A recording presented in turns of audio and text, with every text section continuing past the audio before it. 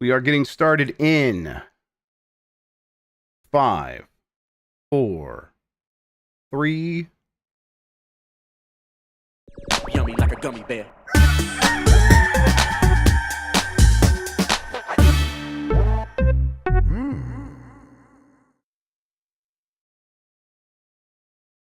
It's the internet. You're busy. Let's do this for September 16th, 2024. For the next hour or so, let me help you sort through the world of gaming on Game Mess Mornings Live with me, Jeff Grubb. Today, we take a closer look at the PS5 Pro and are still struggling to see the upgrades. But first, please join me in welcoming today's co-host to Game Mess Mornings. It's Emma Fyffe, everybody. Emma, how are you doing? I am well. I am very happy that the heat wave that we were experiencing in Los Angeles has ended. Knock on wood. My desk is not made out of wood. It is definitely particle board, so that's not going to help. But yeah, things are great. I'm in like the home stretch of wedding planning also. So okay, all right. So yeah, a lot of things heating up over there. There's a lot of things going on. Yes, it's so funny because, you know, in a lot of ways, putting together a wedding is not that different from like what I do for a job. That's right. Yeah. You know what I mean? But it's like, the thing is like, it's just as much effort, but it's not like on film. Yeah. And you have to pay other people to do it. Weird. Yeah, exactly. And it's my money. Like it's not some brand's money. Yep. So yeah, but I'm excited. It's gonna be great. It's gonna be great. I'm sure it's gonna be wonderful. Yeah. Really happy for y'all. Thank you. Yeah. Thank you. Is it it's gonna be cooled off for the wedding? Not gonna be 115 degrees or whatever? So I mean, obviously, like it's a few weeks away yet, so we just don't we how accurate is that prediction? Right. This is one of the good uses of AI is that AI is actually pretty good at predicting the weather. Right. That's they've been using models for forever. This is just a new model they can put on top of that. Yeah, exactly. So it looks like probably we will have like low 80s the weekend of the wedding, which is totally fine because by the time the ceremony and stuff is happening, it'll all already be starting to cool off. Cool. So yeah.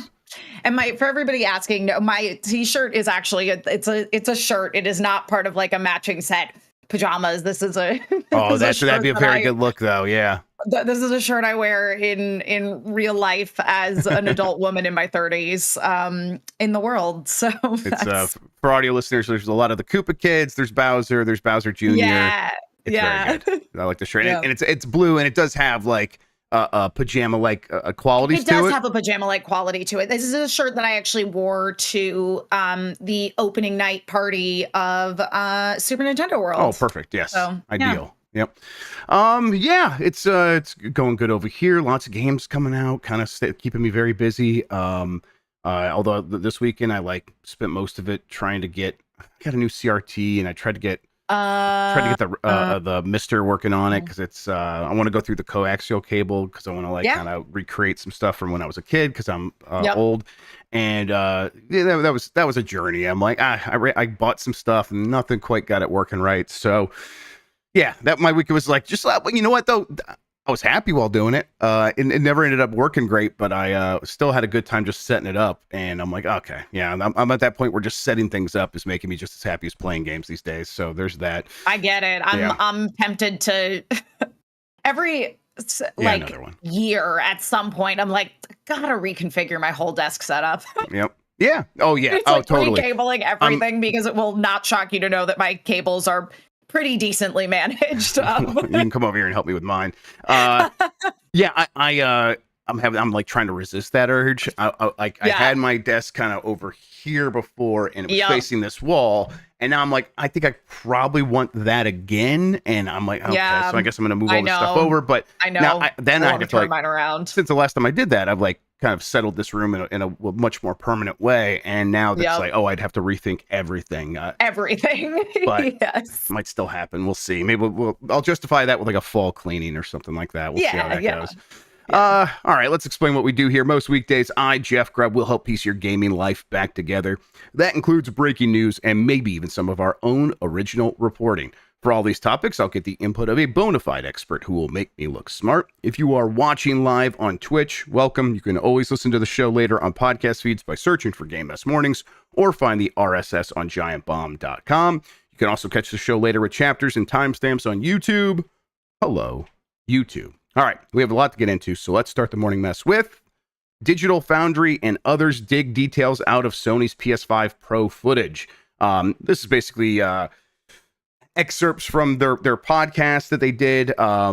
This got shared around pretty widely on Twitter, and it's caused some more people to like scratch their heads, some more people to go, hey, what's going on here? We'll get into the details. Mostly, though, it is continuing the conversation that people are having that stem from the obvious diminishing returns from having more power on a console that's already pretty powerful and is already outputting games just about as good as they can look, with a few limitations here and there, and most limitations being budget and time. For example, Last of Us Part 2 is running at a 1440p internal resolution at 60 frames per second in the PS5 Pro mode, as shown in the trailer, which is what I think Digital Foundry was analyzing. That is the same as the PS5 Performance mode. Now, in terms of like the numbers, the 1440p internal resolution and 60 frames per second.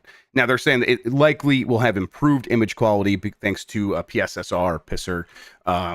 So they'll be able to turn on more features and get the same resolution and the same frame rate. Ratchet and Clank Rift Apart was between 1440p and 1800p internal resolution, which is like what the 40 frames per second quality mode on PS5 did. Now they're going to be able to get that to 60 frames per second, so a little bit of a jump there. Alan Wake 2 had two modes, an 864p at 60 frames per second and 1260p at 30 frames per second. These are also the same as the base PS5 mode. This is one that really kind of got a lot of people to like, oh my God, it's still 864p on PS5. I mean, the idea I think would be that with PSSR, that can look even better than ever. And I don't remember a lot of people complaining about the the look and feel and the quality of Alan Wake 2 on PS5 up to this point. So yeah, there's a lot more of this. Horizon Forbidden West, they said didn't look 4K to them, but they also think that PSSR was not turned on in the footage they were seeing, but it was hard to tell. I think what this really gets at, Emma, is like this stuff, the difference because of the diminishing returns is harder to show off than ever.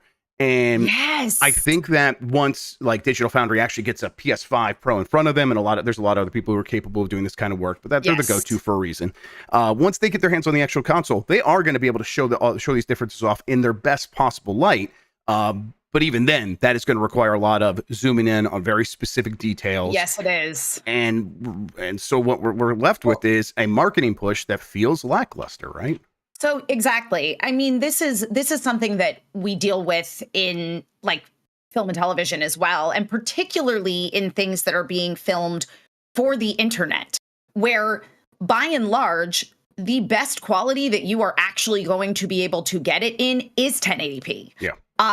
Or especially for like on-site video. A lot of on-site video maxes out at 720. Yep. So the reason whenever you're making internet video that you would shoot in 4K is if you want to do a punch in so it'll still look crisp in detail when you punch in. Now, in a video game, this is really going to depend, being able to show off these features, on how much control you have over the camera. Mm-hmm. So again, it's very difficult to show off how exactly this is better, because we are getting beyond like what the human eye can naturally detect. Yeah. And as people pointed out, like a Digital Foundry was able to get the ProRes like original footage from Sony. They was like, hey, they were working with Sony to get their hands on some stuff. People originally took that as they were getting a PS5 Pro. That doesn't seem to have happened yet. Maybe it's happened, but we don't know about it yet. But they got ProRes footage, which is like high quality. Well, you can have very quality. Yeah, I know. We shoot ProRes all the time. yeah, right. Yeah, explaining for audio listeners that there's varying qualities of ProRes, but I'm sure they're getting the highest quality ProRes. And I think that with that, they're able to actually get as close to the details as possible. Still, though, that's the encoding and stuff. The process by which that stuff gets encoded in the first place is probably not the same that Digital Foundry would use to really get the details out of there. But That's why even with Horizon Forbidden West, they're like, this is still hard to tell. Yeah. I think what we're going to see here is probably some of these things actually get cleaned up still a little bit, and more improvements come once this thing is actually out in the wild. These are the earliest pro modes for a variety of titles, and one on the PlayStation first party side, a bunch of games that were already taking such advantage of the hardware that they already looked so good. And then on the third party side, with stuff like Alan Wake 2, limited ability to dedicate resources to getting the most out of one SKU of one system that isn't even out yet. So I think, if PS5 Pro's there and these people are like, hey, actually, you know what? It's A64P right now because that's what we have, and we'll turn on more features. And that was the easiest thing we can do. I bet that stuff actually looks a little bit better, 6 months, a year from now, right? Yeah, absolutely. But again, it's just I remember saying this when the most recent generation of consoles launched, the PS5, the Xbox Series X, and all the upgraded, NVIDIA graphics cards, and I was saying I don't think I can see any. Yeah. Right. So yeah, I mean it's one of the, and like again, the load times on the PS5 are already phenomenal. It's just, it is hard to get better than we already have. Yeah. Especially with a mid-gen refresh using the same CPU, for as much as like I'm right with everyone being like, that's a high price for not that much money more, and all things considered. Which, by the way, I called. I nailed it. Yes, I was going to get to that. I didn't back away from my 700. That was right on the money, and I was right there like, I think you might be right, but I'm going to go with 650 because I'm scared. And nope, they're not scared. They're like, yeah, Emma knows what she's talking about. Exactly. They changed their minds. They were going to sell it for 650, but then they watched the show. Okay, there we go. We found her, everybody. My fault, everybody. I'm the reason the PS5 Pro is $700. Some other details from this Hogwarts Legacy footage. I thought that game only ran at 30 frames per second on PS5. Apparently there is a 60 frames per second mode, but they showed the 30 frames per second mode in this footage. There probably almost certainly will be obviously still a 60 frames per second mode. We have no idea what the improvements will be there for that, but on the 30 frames per second mode, there is improved ray tracing. They said there's still some visual noise in the background, but it looks better than it did in the standard version. Gran Turismo 7 also has ray trace reflections that happen in the when you're driving now, and those are at quarter resolution, so 1080p, but it still looks really good. And they point out it looks better than the ray tracing in Forza, which has these driving games. It's very easy to get really high performance out of them. They were able to get some ray tracing, I think, in Forza Horizon. The Forza Motorsport, the new one. The new one, yeah. Gran Turismo 7 though, better ray tracing. So yeah, they're like, that's one of the features that they're promising here. That's one of the things you would want to see. Okay, can this look better right out of the gate? It's gonna look a little bit better. Yeah. Does ray tracing move you though? We've been talking a lot about this one too, as we talked about the PS5 Pro. I don't think anybody cares, but I don't know. You tell me if I'm wrong. Look, I don't think you are wrong. I think that it is very similar to a well-dressed set in a TV show or a film. You appreciate it, but you're not really looking at it. Yep. It's one of those features that you don't think about. So, yes, you would probably play a game with upgraded ray tracing and go, there's something about this that looks nice. Yep. But you're not actively clocking like, oh, it's better ray tracing. Right. And it's kind of thing where then if you go in the settings to get more frame rate on a PC game, people are turning that off before anything else. And then they're turning down shadows because it's like, I just don't even care about that stuff. And it's like, well, these are things that cost the most to the performance hit. So yeah, I get why you want to turn them down. So when presented with the choice, when people actually go into the menu, they're going in there like not really being like, this is not worth what I'm losing here. The last little tidbit from this, in Digital Foundry's early opinion, looking at this footage, they are settling around DLSS, NVIDIA's upscaling AI technology, still looking the best, still performing the best, which makes sense. They've been developing it for a very long time and put a lot of money into it.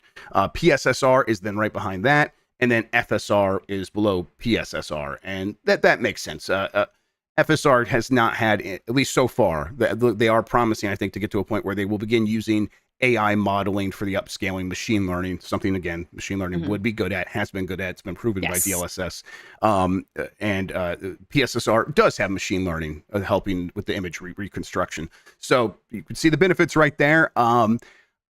I think it'll probably always lag a little bit behind DLSS until a point where this stuff is just so ubiquitous that it's like we don't even think about the brand names anymore, right? Yeah. And I think that that's some of what, I don't want to say confuses me, but it's just an observation that I would like to make about the PS5 Pro, which is that the people who really care about this stuff, they have PCs. You know, like that's the way that I feel about it. I mean, I think you're right to a point. I think that's why it's like people keep using the term niche, and I'm like, I think niche usually describes like the product is solving a niche issue or something like that. So I think it's more boutique, but you know, whatever the actual terminology, whatever, who cares? I think they are looking at a smaller subset of a smaller subset of users, where it's like people that will spend money to upgrade, and then those among them who like have to have the best of the best, they're going after them. And that is probably, when all things are said and done, pretty equivalent to the number of people who bought a PS4 Pro relative to the total number of PS4s that sold, which I think we heard was around 12%. So I think 1 out of 10, 1 out of 9 people are gonna of everyone who ever buys a PS5, that's about the number they're looking to hit with this. And yeah, I think that's like not as big as the PC user base, right? Yeah. I think the last thing here about the FSR versus PSSR and stuff like that.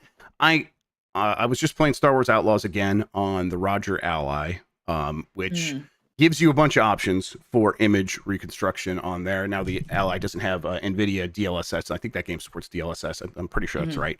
But it does have FSR and Intel's ZSS, the XESS, which has actually looked way better than FSR in terms of like how like standard or how stable the image was. On FSR, you get a lot of noise around objects, anything moving, but FSR 2 or whatever it was that I had, like one of the later ones, because it had frame generation, which is we can create new frames, we can interpolate frames between these other frames, and for as bad as that's been on motion smoothing on TV, it's gotten pretty good in games here just recently.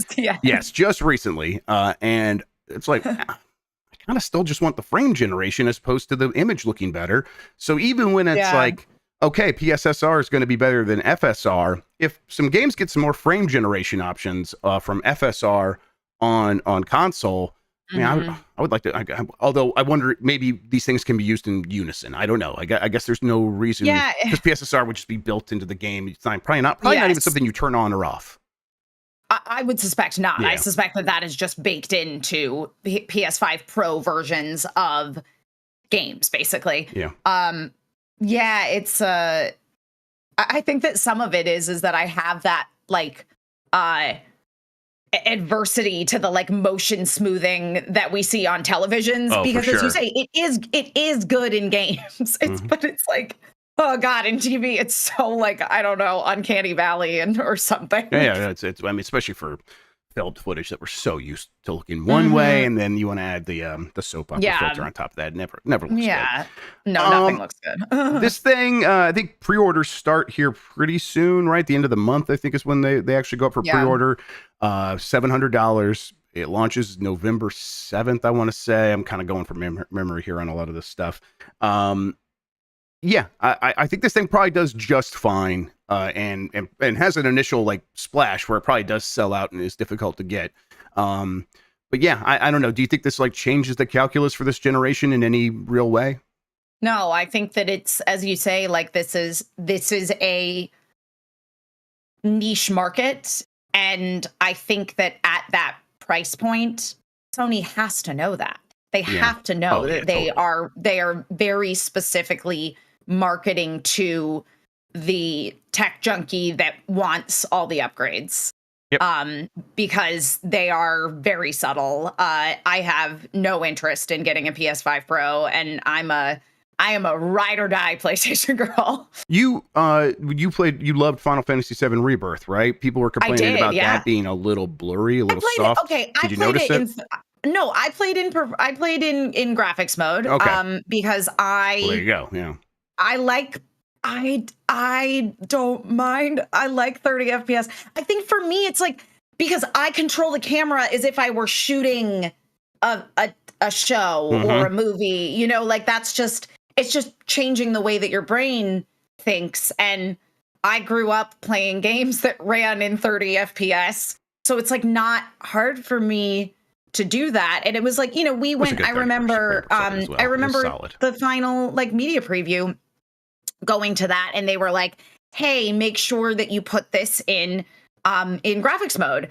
And I was like, yeah, this looks great. I don't know what people are talking about. Yeah, I mean, I think they said like 1 out of 4 people do still just use the graphics mode, and I think that for a lot of games, when they have the lock 30 frames per second, it does actually look fine. Like most people are not going to think of the difference until they see it side by side, and that's totally really I still notice, but it's like just because I'm now at this point I'll play on PC for so many years in a row. I always play at 60 frames per second or higher. So but yeah, that's not most people. Well, I guess according to PlayStation, most people still choose performance, though. I wonder how many of those would think about it if they weren't given the option. Yeah. All right. Hey, PS5 Pro still kind of dominating the conversation. It has since they announced it. I think at the very least that shows, and like that's, you know, it's obviously that's what's happening on this show, but it's happening everywhere. I think that demonstrates that for as high as the price is, and for as much as the conversation is around who needs this and what, like how, like are these improvements noticeable, people want to be excited about new hardware. They are looking for reasons to care about this thing, and I think while Sony does seem to be dropping the ball a little bit about giving them an obvious thing to like hang their hat on, I think it's a good sign for them and for anyone that's going to be making a console that people want to be excited about it, whether or not they really have one. So yeah, we'll see. That probably means good things for PS6 down the line, and we'll talk about actually that here in a second. All right. On the Nintendo side of things, two new Nintendo Switch hardware bundles announced for the US, and this one is like such a switcheroo. This is from Tom Ivan at VGC. Nintendo of America has announced 2 new Switch hardware bundles priced at $300. The Nintendo Switch Mario Kart 8 Deluxe bundles are back again. Include a still riding Mario Kart 8. Mario Kart 8 still. It includes a standard Switch system with a red and blue Joy-Con controllers, a download code for Mario Kart 8 Deluxe, and a 12-month Nintendo Switch Online membership. Now, to be fair, the bundle's I think different because in the past I think you paid $350 because it came with the game, but you got $10 off. So they are like technically. I guess not technically, but they are effectively lowering the price. This is basically a price cut for as far as I can remember. Maybe this was the pricing last year. I don't know. Then there's the also the Nintendo Switch OLED Mario Kart 8 Deluxe bundle, which comes with the OLED Switch with the white Joy-Con controllers, a digital copy of Mario Kart 8 Deluxe, and 12 months of the Switch Online subscription for $350. Now, I said switcheroo because in Australia, they just announced like a Super Mario Brothers Wonder a bundle and things like that. So it's like other territories starting to get some of these other games put into the bundle. And who knows? Nintendo could still do that here for this holiday. It doesn't seem like it, though. It seems like they're just once again going with Mario Kart, which is wild. Because that game, 65 million copies? God, that's number that's coming to mind. That feels too high, but I think that's right. Yeah, I think that's right. And honestly, it's so fun. And, you know, it's great. It's one of the best races ever made. I saw somebody in chat and they're like, there's a 90% chance you're going to want to play Mario Kart 8 anyway. Yeah. For real. Yeah. I think what that says, though, is like, who is Nintendo still going after with these bundles? I think it's families that still, for some reason, don't have a Switch. Absolutely. Because you have to think of it this way. So what year did the Switch launch? 2017. 17? Yeah. Okay. So 2017. Okay.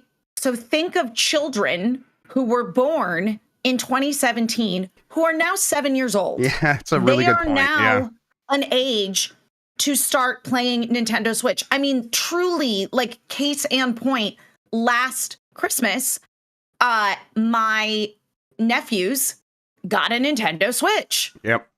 And it's not like there's like easy game sharing for digital copies. Like obviously physical, you can borrow stuff. Yeah. But really, people get their own Switch and it's like they're going to need their own copy of Mario Kart. And now everyone can play together and they can play it on their own. But it's like it fits with like the model they're going for of there will be homes with 2, 3, 4 Switches.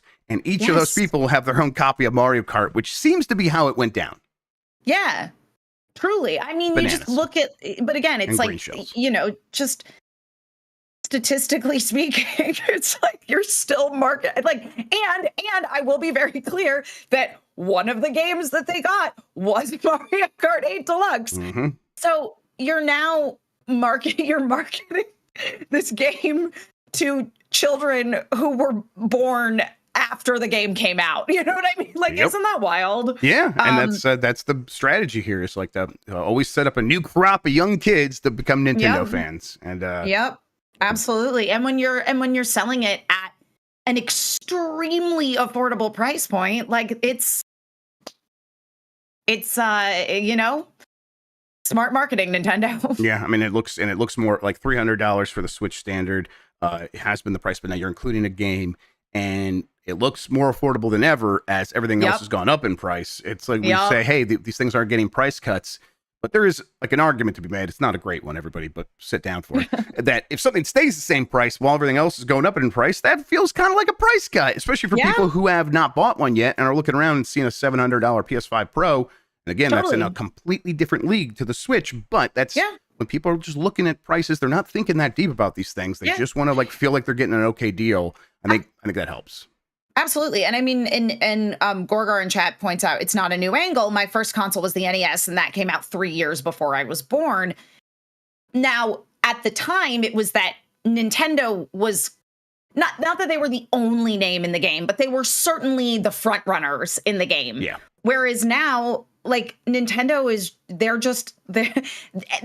they've basically for forever been not resting on their laurels, but leaning into the fact that they were the like forefather of the home console generation. And because of that, they have all of these established legacy titles and they have this established history of being the family gaming console.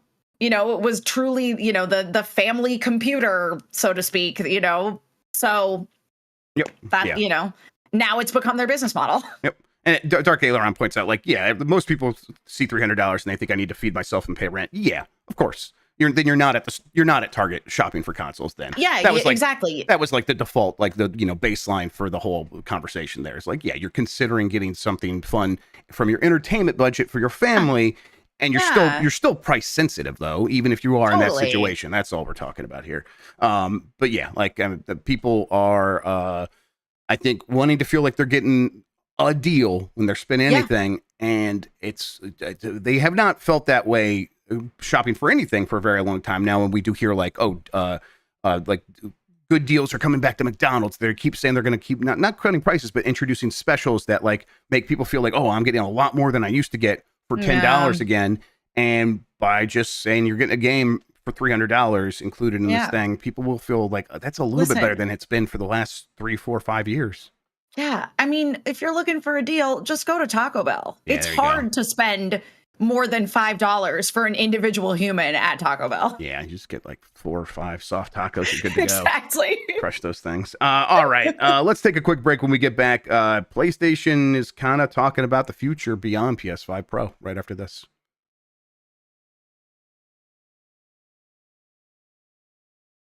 All right, let's get into it. PlayStation's co-CEO insists consoles will remain the core of its business, which I didn't think was a question, but hey, let's get into it anyhow.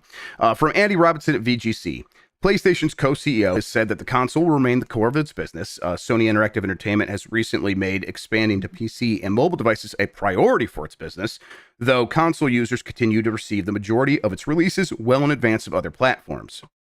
In a new interview, Hideaki Nishino, head of Sony Interactive Entertainment's platform business group, was asked by Japanese publication Nikkei if he could summarize the value of consoles.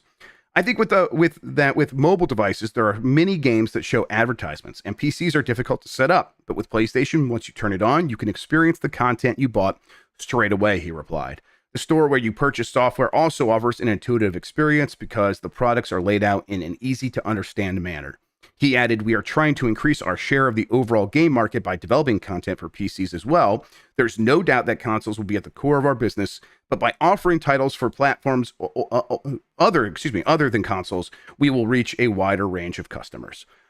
All right. I think all that's true, and I think it's hard to argue with, but I do think that there is something where it's like the dam is broke. The seal has been lifted when you start saying, the reason to get a PlayStation is not, here's the only place you can play this very important game, which has been the argument from the beginning. Has been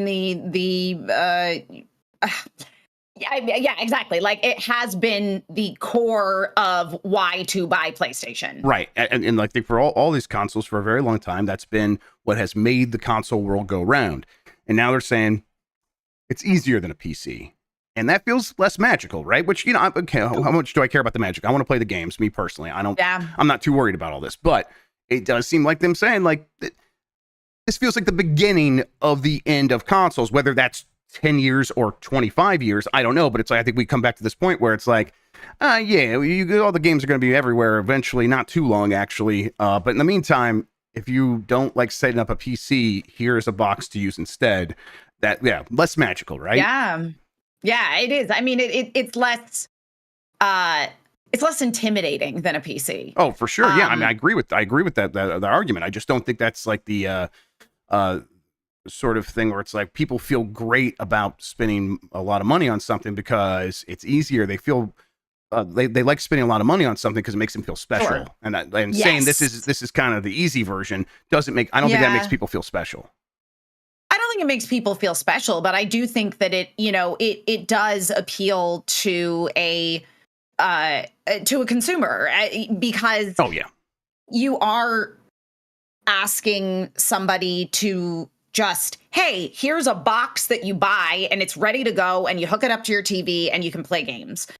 Whereas, I think people can get intimidated by the PC and getting bogged down by all its components. Do I think that a PC is a better long-term investment? Absolutely.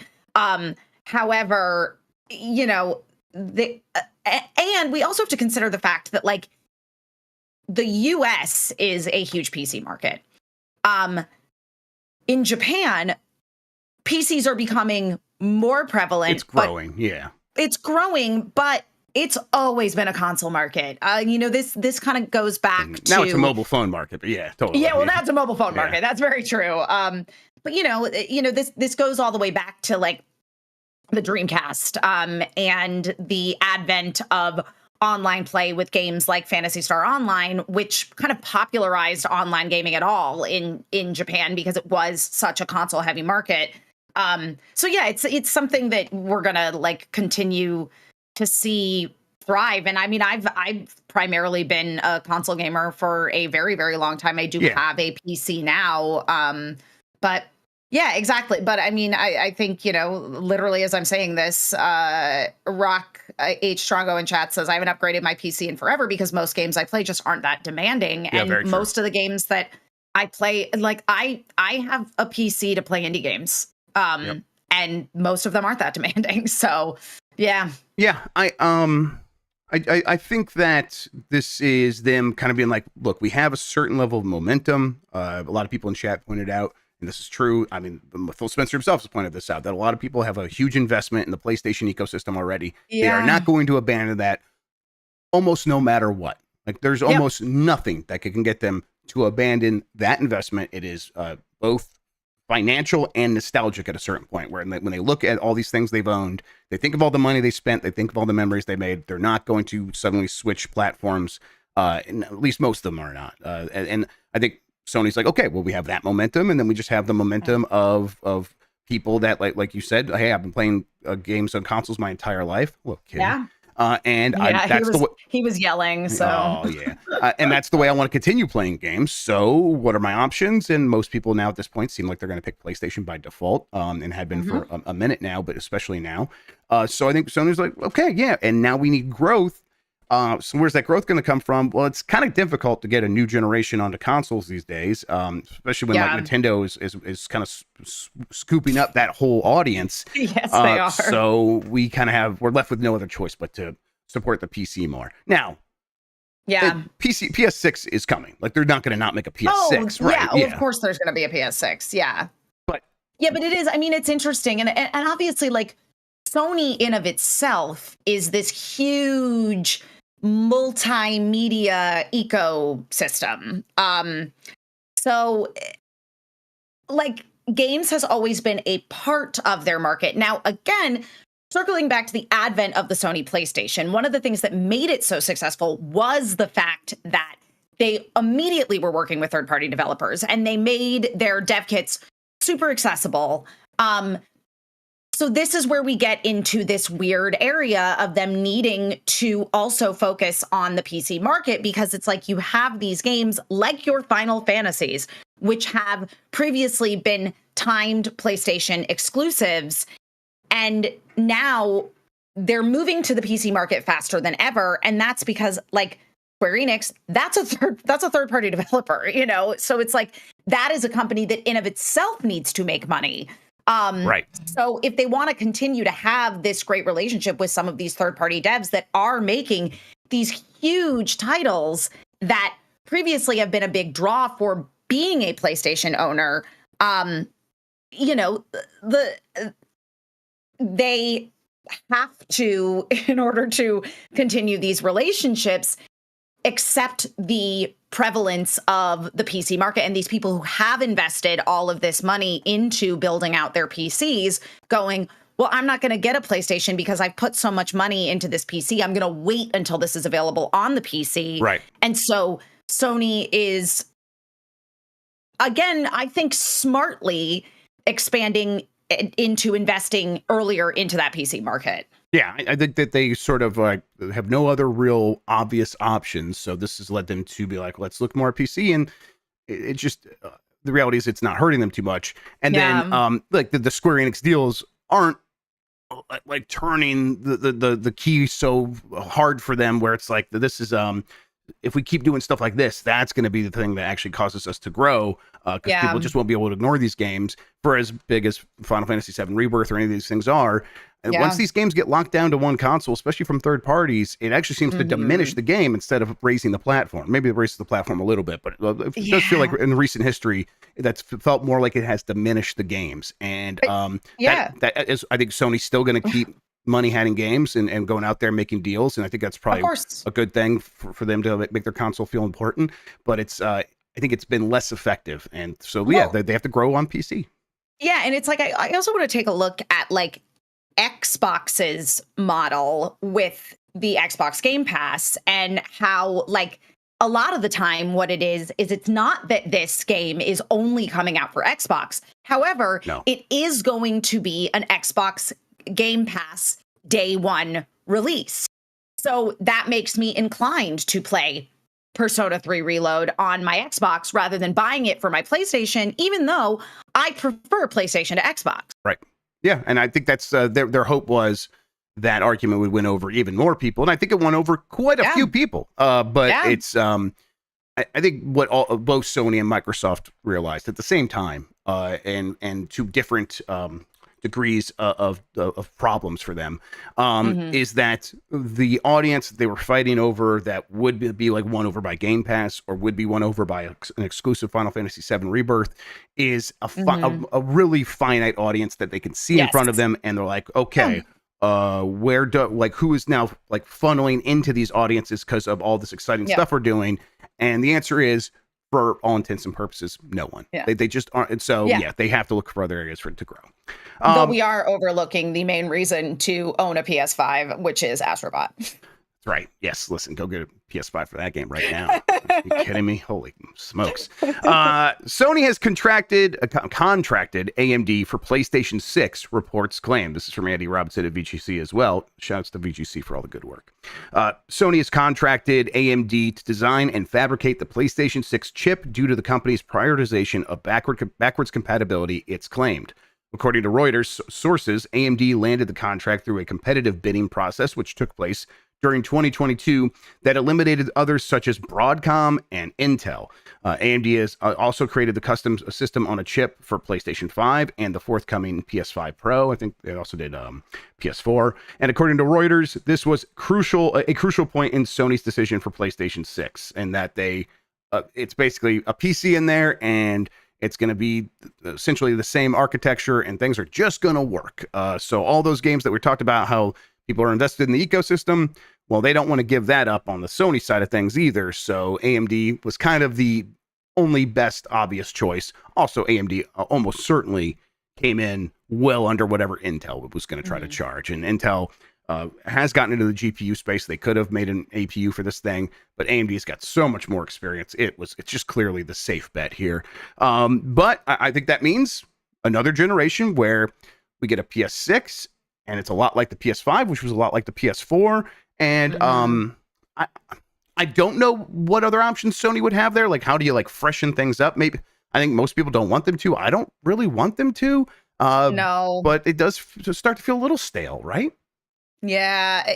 I mean, I think that's been a lot of the conversation of today is the like, well, it's more of the same but better. Yes. But the better is hard to detect. Right. It's harder to produce, and then it's even harder to notice and detect. Yes. Yes, exactly. Yeah.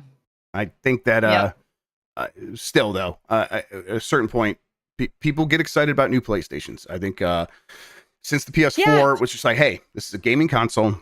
Yep. It's going to play the games you want them to play the way you want them to play, and I think people are just like, yeah. I want to be excited for that, so I am going to be paying attention and trying to listen to any little tidbit that makes me feel good about it. And I think we're seeing it with the PS5 Pro right now, and it'll be a lot easier for them to make that argument with the PS6, I think, because that probably will be a significant leap once they get a new CPU in there and do some fun stuff. And there's always a chance that because by then this like ray tracing hardware that's going to be in the PS5 Pro will be much more mature from AMD at that point. Exactly. Things probably can look even better, and we might be in a world where it's like every game on PS6 is using ray tracing and global illumination, and we don't have rasterized lighting anymore. So it's like we're gonna have a lot of games that can like look and feel different. It's possible. Yeah. We're all gonna have to play PS6 on an IMAX screen, right? In order to like truly experience what its capabilities are. Yeah, I do wonder if there will be like new display technology, because we talked about this on a recent episode where it's like, hey, the PS4 Pro was clearly the 4K thing, and then these systems when they launched were actually HDMI 2.1. A lot of people made a big deal about that. Now it was a much smaller audience than cared about 4K, but HDMI 2.1 was still a pretty big deal for people earlier in this generation. That stuff is settled into place now, and there's just nothing really on the horizon that feels like it's going to move those needles, other than more bandwidth, so we can get 8K at 120 frames per second, which just is not going to be noticeable on anything less than an IMAX screen, as you said. All right, keep going here. Original Flappy Bird creator isn't a fan of the new game. This is from Alex Hopley at Game Reactor. Yesterday, we reported on the return of Flappy Bird. The 2013 game took the world by storm when it first launched, only to be taken down months later due to death threats being sent to the original creator, Dong Nguyen. Now, with Flappy Bird coming back, all eyes are on Nguyen once more, and he has some choice words about the upcoming app. Speaking over on Twitter, Nguyen said the following: "No, I have no effectively relation with their game. I did not sell anything. I also don't support crypto." Apparently, the people who made this game very much do. This story says the copyright to Flappy Bird was bought by GameTech Holdings LLC. If Dong Nguyen didn't sell anything, that's just no way that's true. And I don't think that's the case here. What people are saying is that maybe a trademark expired And a trademark is different than copyright. Copyright is just, I've said this before, just this rock solid thing that you just can't mess with. Yeah. Like there's just no, like someone can sell their copyright to something. That happens all the time in music and stuff. But yes, if that did not happen here, so trademark, but that would mean that someone making something. Copyright that doesn't lapse until a long time. Right. And you don't have to do anything to update it or anything like that. It just is completely rock solid. So anything called like Flappy Bird. So yeah, the trademark which is meant to protect consumers. All right, there's no issue there, whatever, I guess. But the copyright, he still owns the copyright to the words Flappy Bird for a video game. This would still be copyright infringement on that front, I would assume. I would assume so as well. I mean, unless there's any way that they can spin this as being parody, but then in which case it shouldn't be called Flappy Bird. Right, yes. And it's, right. And then they're like, maybe that is where they could argue the trademark actually helps them. I don't know. Yeah, I don't know. Either way, though. This is so stupid and sucks, and it's the worst habits of the people who produce video games as products, especially on the mobile side of things. It's just, we can mine some mind share out of this thing. Put a bunch of transactions in it, put a bunch of NFT stuff in there, and make some money. And it's it's gross. Yeah, it sucks. I hate it. I feel bad for Dong Nguyen, who's just like, who shut that thing down because it was ruining his life, he said at the time. And I think it was ruining a lot of people's lives. Yeah, well, I love Flappy Bird. Flappy Bird is just a pure video game. This Game Tech Holdings can go to hell. I don't need your Web3 bullshit in Flappy Bird. That's crazy. Get out of here with that. I don't even like fully understand Web3 and NFTs and crypto and all that it's all BS. Fugazi. It's all just a scam. Yeah. I mean, money barely exists. You know what I mean? Like money is a concept. Yeah, the law against murder is just some words people said. That's not real. It's all fake all the way down. There's no such thing as the United States of America. It's just an idea we had. All right. Pal World won't switch over to the live service model. This is from Blair Marnell at GameSpot. Pal World has been one of the big gaming success stories over 2024, but fans of the game were upset by a recently published interview which suggested that developer Pocket Pair was considering a switch to the live service model. However, Pocket Pair quickly released a follow-up statement which denied that change while hinting at the possibility of adding microtransactions to the game at a later time. Pocket Pair's official Twitter account for Pal World dropped a lengthy message which assured fans that the interview in question was conducted months earlier. While discussions remain ongoing, the statement assured fans that the free-to-play games as a service approach is not suitable for us. Pal World was never designed with that model in mind, and it would require too much work to adapt that game at this point. For this game at this point, I guess they're trying to say. Additionally, we are very aware that this just isn't what our players want, and we always put our players first. This is a game I haven't thought about too much since we played it earlier in the year. But I'm sure it still has a lot of people playing it, not as much as was playing it when it launched, but that's just how things go. I don't know. I would imagine that it's probably still pretty appealing to them to have free to play and kind of turn it into this big live service thing and trying to attract whales and adding the microtransactions for that. But that also would require a lot more frequent updates likely, and that would be very challenging. So I get that would be a lot. That's probably what they mean here. And then I think they're right that the audience wants just regular big content patches that come out once or twice a year. And then if there are microtransactions to the side of that, no one's asking for that, but I'm sure they can get away with that and be just fine. Right? Yeah. I mean, it's like, microtransactions that get a new gun for your Pokemon, and a new outfit like that. To me, microtransactions like that are harmless. It's when you're in the world of pay to win microtransactions, but like, is there really any winning in Pal? You know what I mean? Like Pal World is just kind of like enjoy the world. Right. You get the highest level of like all the crafting stuff and exactly. There's probably a final boss. I don't know. But there's definitely, and honestly, there also might be like in-game competitive play like there is in Pokemon. Again, sure, I wasn't paying attention to that stuff. But for most people, you're right. This is going there, have fun with your friends, hang out for dozens of hours, and then if there's an expansion that comes, I almost similar to like Ark Survival Evolved, which this game shares some DNA with. Absolutely. It's like, all right, now here's a new locale with new Pocket Pals, whatever they call them. Yeah. Yeah. All right. Nintendo announces the end of regular updates for Splatoon 3. This is also from Andy Robinson at VGC. Nintendo has announced it will end regular updates for Splatoon 3 2 years after the game launched for Nintendo Switch. The news was shared after this week's special Grand Festival event. Nintendo has regularly updated Splatoon 3 with new weapons, Splatfest, and features since its launch on September 9th, 2022. Support for the game's predecessor, Splatoon 2, also lasted for around 2 years, with its final significant update arriving in July 2019. After 2 incredible years of Splatoon 3, regular updates will come to a close, reads a message on the official Splatoon X or Twitter account.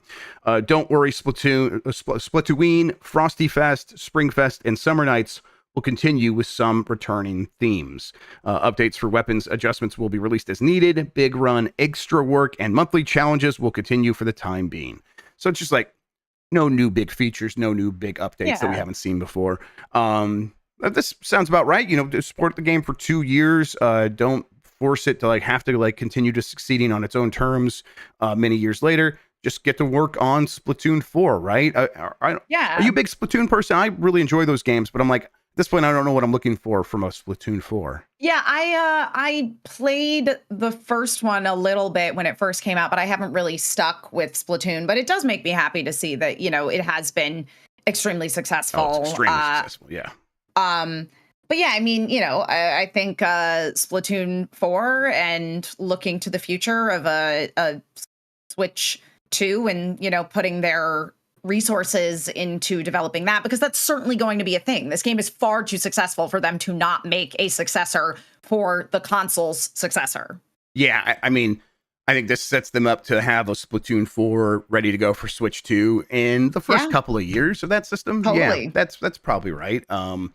I guess there's also even the chance of a Splatoon 3 Deluxe that could launch in the first year of the Switch 2.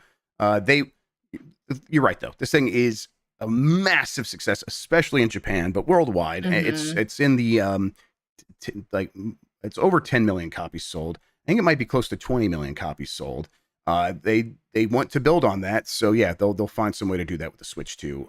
Wouldn't be surprised if that's exactly what they're working on right now. Yeah. All right. Finally, 12,000 fake Nintendo and Sega consoles to be destroyed in major retro gaming bust. This is from Ethan Gotch at Kotaku. An alleged vintage gaming trafficking ring was recently busted up in Italy. Authorities say 12,000 counterfeit copies of the Atari 2600, Super Nintendo, and Sega Genesis, collectively housing millions of pirated games, have been seized and will be destroyed. Now, 12,000 fewer people will be subjected to running Super Mario Brothers on an emulator. Imagine the horror. Yeah, this is there's markets out there, and I see these things, which it's always weird because it's like, you could just make a system that is, can play all these games. Totally. Just don't make it a counterfeit Super Nintendo. Just make it anything else, and it can have all these games. Exactly. Don't sell it saying this is a Super Nintendo, and you'll be fine. It being like, exactly. Sell it being like, this is the thing. It looks like a Super Nintendo, but it just runs simulations of these games. That's fine. Those exist. And then they do fine, and you're not supposed to include ROMs on those things, but a lot of companies do, and Nintendo doesn't really go after them, at least so far. That could change any second, obviously. But then you just have to sell it without the ROMs included, and that's also completely viable. People can just get their own ROMs, which is still possible regardless of all the stuff Nintendo's done to try to shut that stuff down online. I mean, to me though, I'm like, just remarket these things. Don't destroy them. That's so wasteful. That's what happens with counterfeit things, right? That we always hear about counterfeit Coach bags being rounded up and destroyed and things like that. So this is about protecting the property rights, intellectual property rights, whatever, the product rights of these companies, and they take that stuff very seriously for some reason. Yeah. So, yeah. Right. I agree with Ethan, who's like, oh, the horror if someone ended up with one of these things. It's like, the games would be just fine. You'd be fine. But they want to ensure the sanctity of their marketplace. And so going after this stuff makes sense from a certain point of view. Well. All right. Let's see here. I'll get to the poll question in a second. Let me bring that while I'm doing that, Emma, why don't you tell people where they can find you on the internet, what you have going on, all that good stuff? Yeah. So you can find me at my name, Emma Fyffe, on Twitter that I don't use, and on Instagram, and in the Giant Bomb Discord, and then on TikTok, which I mostly am just a lurker on. I'm the Emma Fyffe, because I don't know, somebody took my name. It's so weird. I know. And then I'm working on a lot of stuff right now that I can't talk about.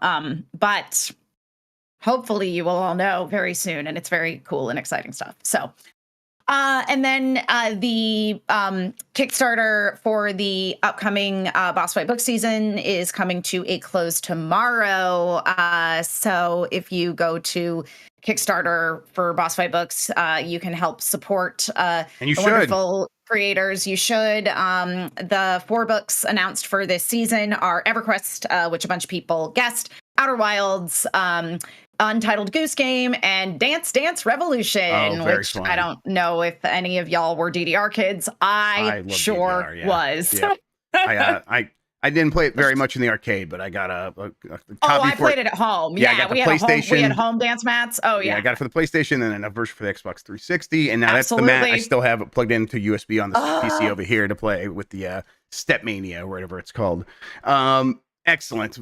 People should go there. Boss Fight books, just search for it. You'll get the Kickstarter. Yeah, you'll find it. All right. The poll question from last week. How much do you think the PS6 will launch for? 5% say $500.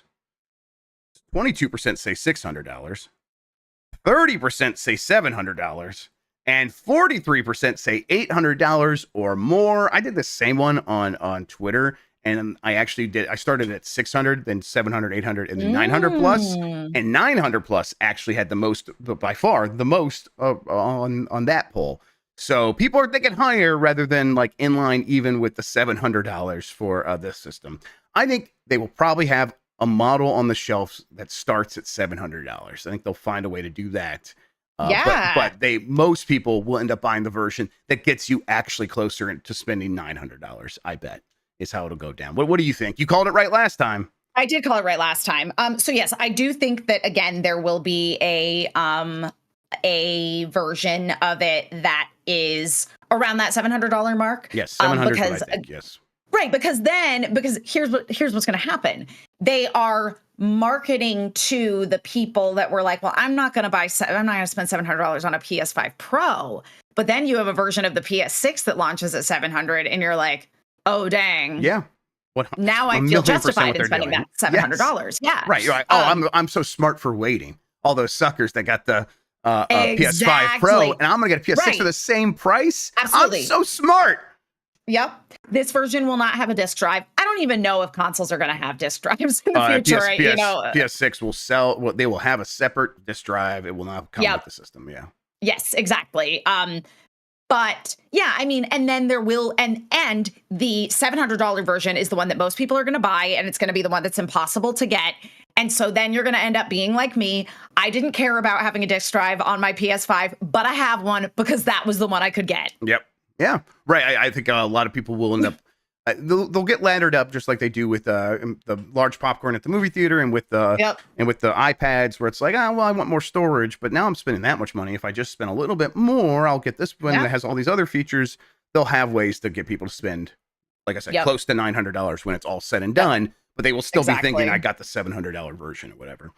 All right. Yep. We'll see. That's several years away. Who knows? Maybe things will change. Yes, Probably won't even have currency, and it'll be, we'll be in the water wars for a long time at that point.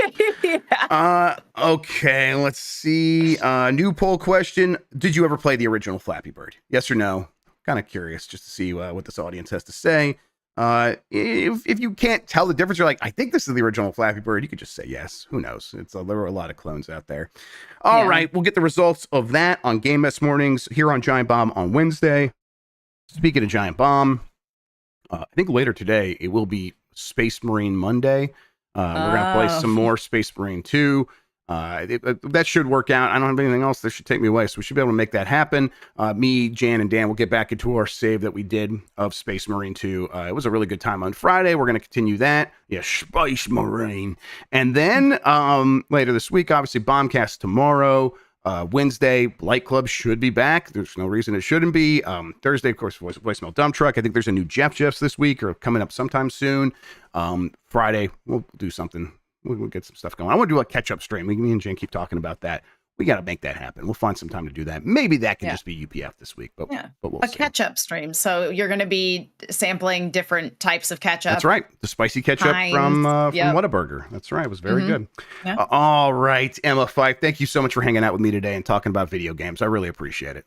Thanks for having me. Thank you all for listening. Thank you all for watching. You are the best audience in gaming. Until next time, have a good one. Take care of yourself, and goodbye.